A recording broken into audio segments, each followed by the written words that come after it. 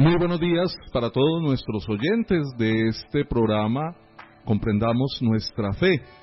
Hoy, en el Día Internacional de la Mujer, queremos enviar un abrazo bien especial para todas estas damas bellas, todas estas hermanas en el Señor que nos acompañan día a día con ese espíritu de fe, de entrega, con ese amor que rebosa su corazón para todas nuestras queridas hermanas en Cristo. Nuestro abrazo, nuestra bendición, y que el Señor les siga concediendo una fe inquebrantable, una tenacidad en el amor y una esperanza firme. Que tengan un muy feliz día para todas ellas.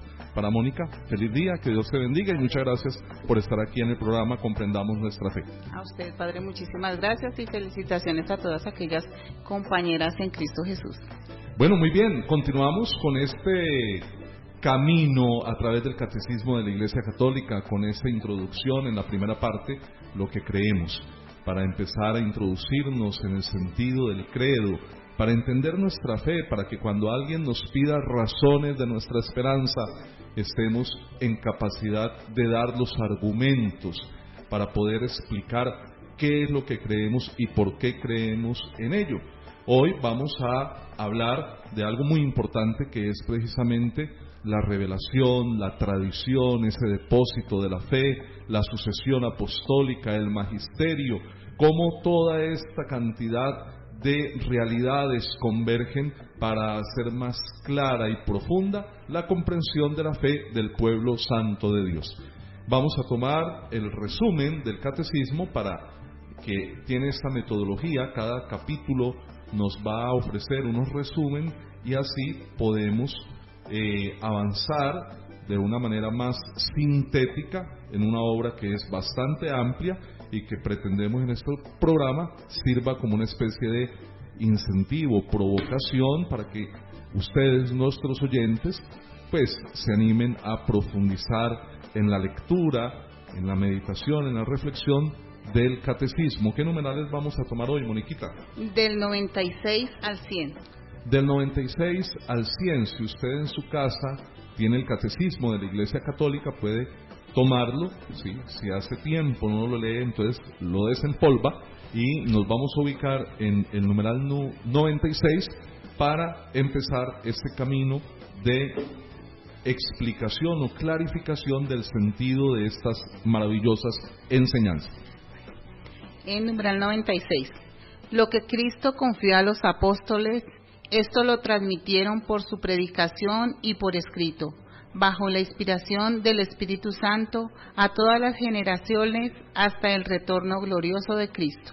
Eso es lo que se denomina el depósito de la fe, lo que Cristo confió a sus apóstoles. Cuando yo era pequeño, yo no sé si en Bogotá conocían la infancia tuya fue en Bogotá. Sí, señor. Había un juego donde uno se sentaba con otros niños y uno tenía una piedrita y empezaba a pasarla así como entre las manos de los otros y decía: guarda esta monedita en el baúl de tu abuelita, algo así. ¿Sí? Sí, señor. ¿Sí te acuerdas? Sí, señor. Sí, sí, señor. Bueno. Entonces, algo así, para utilizar una figura, una imagen, es lo que nos referimos con el depósito de la fe. El depósito de la fe también decimos: sí, guárdeme este dinero en depósito. ¿Sí? Y cuando uno va al banco a depositar el dinero. Y el banco tiene que velar, ¿sí? Es lo que se cree que ellos hacen, velar porque ese dinero no se pierda. Que no se pierda, que no lo vayan a falsificar, ¿sí? Que no le metan a uno, no le cambien los billetes por papeles sin valor. Y el día en que uno necesita el dinero, el banco pues le debe devolver a uno el dinero íntegro, en su totalidad. Eso es un depósito. Pues en el camino de la fe también hay un depósito, y es precisamente todo lo que Cristo dijo e hizo, porque las obras de Jesús respaldan, ¿sí?, sus palabras, ¿sí? Dan legitimidad, autoridad a sus palabras. Por tanto, todo lo que Jesús enseñó a sus apóstoles y lo que Él hizo por la redención de la humanidad, ellos lo reciben como un depósito, ¿sí? Es esos talentos que el Señor entrega para que sean cuidados, ¿sí?, y para que redunden, ¿sí? Para que se generen unas ganancias que son precisamente la salud espiritual de quien escucha el testimonio de los apóstoles, que es la transmisión del depósito de la fe. Entonces Jesús no escribió nada, ¿sí? Por lo menos no hay un documento que se diga que el autor de este texto es Jesús de Nazaret. Él predicó, y quienes le escucharon, quienes fueron testigos. Por eso en la iglesia es tan importante el testimonio, ¿sí? Porque es la predicación de una realidad, no es una ideología, no es una fantasía, es algo que ha acontecido en la historia y que se transmite a otros a través del testimonio. Yo lo vi, yo lo escuché, yo estuve allí. Entonces los apóstoles reciben las palabras de Jesús y ellos empiezan a transmitir a otras personas, y de esa manera se propaga la fe a través del testimonio, ¿sí? De lo que Jesús dijo y enseñó. Y esa predicación, esa transmisión primero fue oral, ¿sí? No hay todavía el tema de lectura del Santo Evangelio según San Marcos o según San Juan o la epístola aquella de San Pablo a los Corintios. No, todavía no hay esto. Lo primero es una predicación oral, las comunidades escuchaban la enseñanza oral, y luego, posteriormente, con el apóstol San Pablo y otros apóstoles y discípulos de ellos, como el caso de Marcos, empezaron a colocar por escrito ya, ¿sí?, lo que ellos habían recibido, y que es lo que nosotros llamamos el depósito de la fe, ¿sí? Y de este depósito nos nutrimos y recibimos la palabra de vida que se encarna en el corazón de quien la acoge con esperanza. Numeral 97. La tradición y la Sagrada Escritura constituyen un único depósito sagrado de la palabra de Dios, en el cual, como un espejo, la Iglesia peregrinante contempla a Dios, fuente de todas sus riquezas. Entonces tenemos que fuente de la revelación sobrenatural, porque recordemos que la naturaleza también es fuente de revelación, pero tenemos otra revelación, y es lo que el Espíritu de Dios ha inspirado, ha comunicado, ¿sí?, a través de los profetas, a través de los autores sagrados, en la plenitud de los tiempos, a través de su Hijo. Por eso, a través del Hijo, por eso en el agua del Jordán, sí, dice el Evangelio que el Espíritu Santo desciende como una paloma. No es que sea una paloma, sino que es una figura, un símbolo, ¿sí?, de la paz, de la esperanza, de la vida. Hay que asociarlo con aquello del arca de Noé y la paloma que vuelve con, sí, con la ramita de olivo, que hay nueva vida en el mundo. Entonces, el Espíritu Santo manifiesta esa revelación a través de la Sagrada Escritura, pero también continúa. No es solamente la Escritura, es también la tradición. Esta palabra tradición la vamos a encontrar con T mayúscula, ¿sí?, para diferenciarla de las tradiciones de las iglesias locales. Aquí, por ejemplo, tenemos una tradición con minúscula muy bonita, el Sábado Santo, la procesión de la soledad aquí en la catedral. Entonces va el gobernador y va mucha gente distinguida y el pueblo todo de Dios, todo el que quiere ir a la procesión, y eso es un festejo y tal, pero es una tradición local que tienen muchas iglesias, sí, pero que no podríamos ubicar dentro de lo que se considera fuente de revelación, como es la tradición, ¿sí? No tradiciones, sino la tradición, que constituye precisamente el ejercicio continuo de transmitir el depósito de la fe en el tiempo, en la historia, porque los apóstoles escribieron y termina con el último de los apóstoles, termina la revelación de la Escritura, pero el Señor sigue actuando y el Señor sigue hablando en el tiempo, y entonces los sucesores de los apóstoles, los obispos, reciben el don del Espíritu por la imposición de manos, para que en el sentir de la Iglesia, en esa colegialidad, en esa comunión de los santos, unidos al obispo de Roma y a todo el pueblo santo, seguir escuchando la voz del Espíritu, que nos va iluminando, que nos va guiando hacia la verdad completa, para poder enseñar todo lo que necesitamos conocer para nuestra salvación, porque el Señor así lo ha revelado. Entonces, para nosotros, no solo la Escritura es fuente de revelación, sino también la tradición. Aquí hay un punto donde los hermanos de otras congregaciones cristianas dicen que no. Inspirados en Martín Lutero dice, sola Escritura, solo la Escritura, no hay más fuente de revelación. Pero a ellos uno les podría preguntar, ¿sí?, ¿y de dónde nace la certeza de que esos libros de la Escritura son los libros inspirados? ¿Quién les dice a ustedes? Porque uno busca en el Nuevo Testamento si hay una lista de libros que se llaman canónicos, ¿sí?, es decir, los que han sido acogidos y aceptados como divinamente inspirados, como fuente de revelación, no los encuentra. Entonces, ¿usted cómo hace para saber que son estos y no otros? ¿Quién nos define eso? La tradición. Es la tradición la que nos enseña cuáles son los libros inspirados. Entonces, ese solo hecho valida el hecho de que el Espíritu Santo sigue iluminando y sigue inspirando en el pueblo, en el corazón de la iglesia, aquello que debe ser acogido como norma de fe, como divinamente revelado. Numeral 98. La Iglesia, con su enseñanza, su vida, su culto, conserva y transmite a todas las edades lo que es y lo que cree. Bueno, entonces con el enunciado de este numeral 98 vamos a hacer una breve pausa, tomamos un descanso y ya regresamos.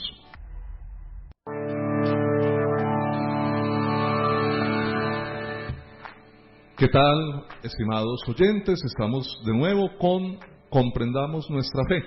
La Iglesia, con lo que enseña, con lo que celebra, con lo que vive, transmite a todos los pueblos y a todas las edades lo que ella es y lo que cree.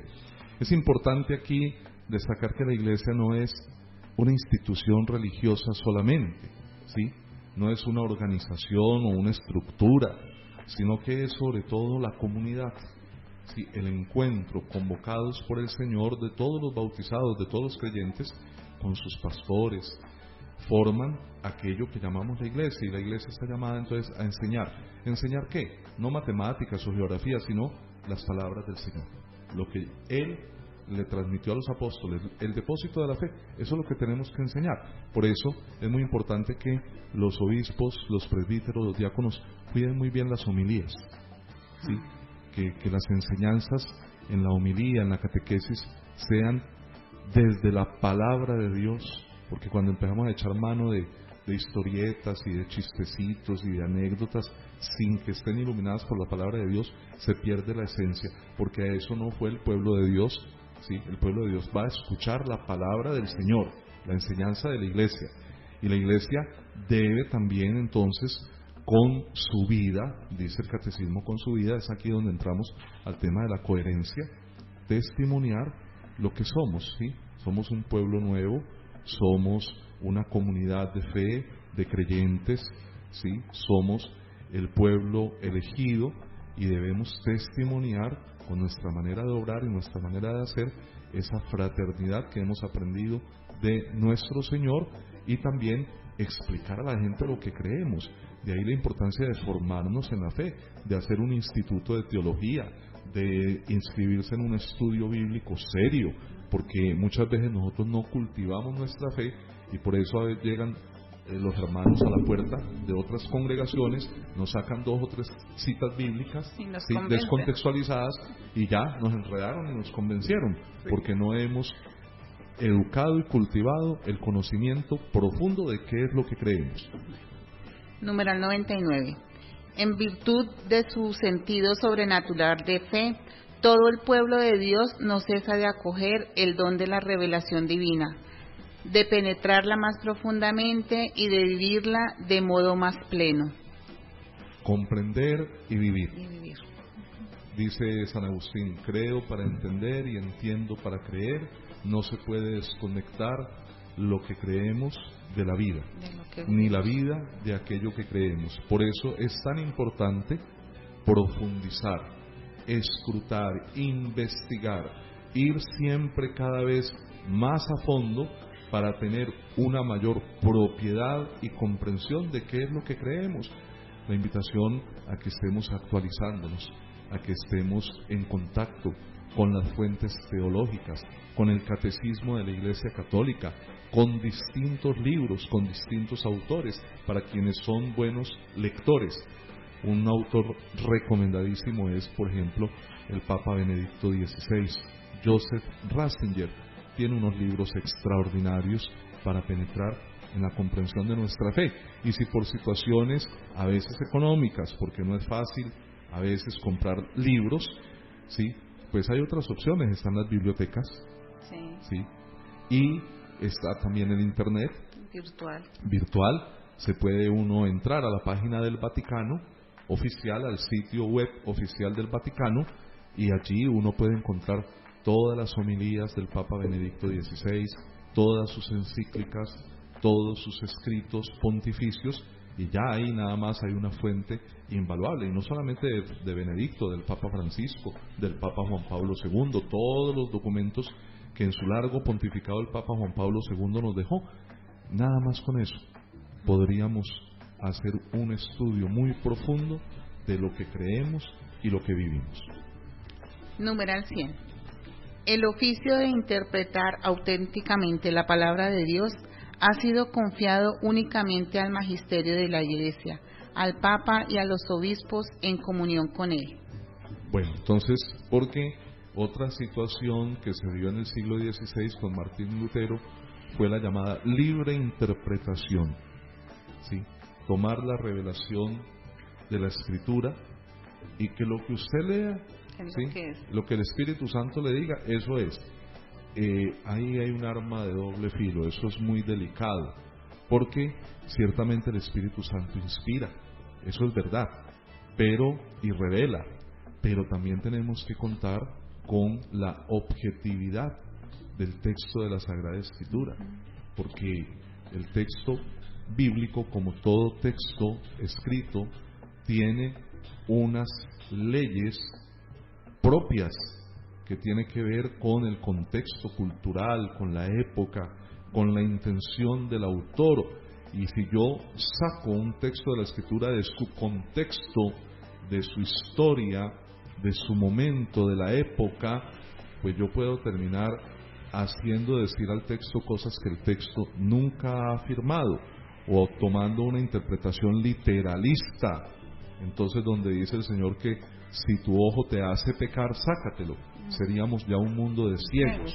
Sí, todo el cristianismo sería un mundo de ciegos, porque primero nos sacamos uno y a la media hora nos sacamos el otro, ¿sí?